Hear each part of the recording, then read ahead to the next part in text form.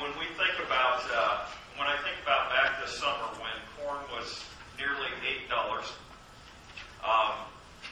there was a lot of press and a lot of information about the real challenges livestock, poultry, pork, or cattle were facing, but also a number of people tying into food prices. We've seen a dramatic change in that, just in a short period of time. A dramatic change and volatility in those prices, which has left with growers, I think, a tremendous amount of uncertainty as to what the future holds. We've seen big changes in cash rents and cash prices for land. We've seen a lot of different volatility as we go through the season. Overall, we had a really great year in production, second highest yields in corn we've had in history in the U.S., and that is tremendously exciting. But we get into this fall. We've had a tough fall. It's been a long harvest and a tough harvest. Prices have dropped. I think fertilizer prices were running through the roof, and now they're coming down pretty fast in areas. So it's just tremendous volatility. I think that's where the importance, these relationships we've developed in this expanded sales and customer coverage is so important.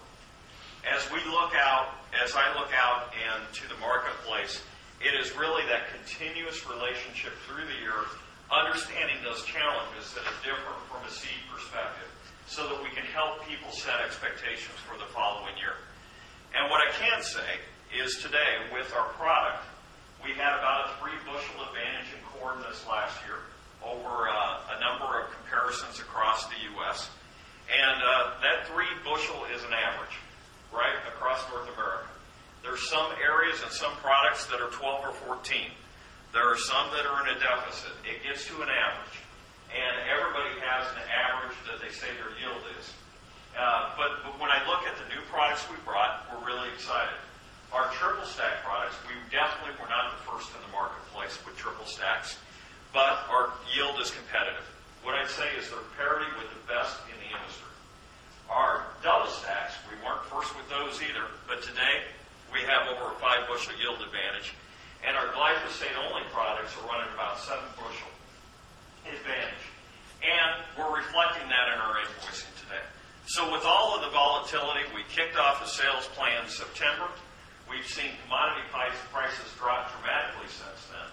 But I think customers are still, as they look at orders, they're paying us, signing up for our deferred pay program. They are still expecting to plant more corn in 2009 than they did in 2008. That's what I would see overall in our numbers. In fact, today, we have 85% of our sales estimates booked in our sales rep areas. So we have 85% of our orders on hand. That's pretty consistent with history. It varies a little bit year from year, but it's pretty consistent. So 85% of our expected sales we have invoicing for. We're collecting cash, or we're signing people up for deferred pay.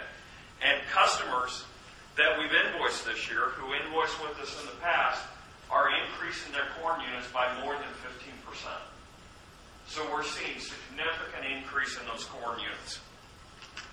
Part of that, I think, is expectation that some of these folks are going to plant more corn, increase the populations, increase product populations, and part of it is gaining market share.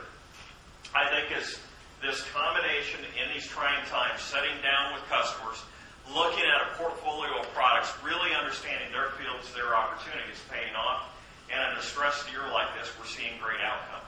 So we're excited where we're at with corn.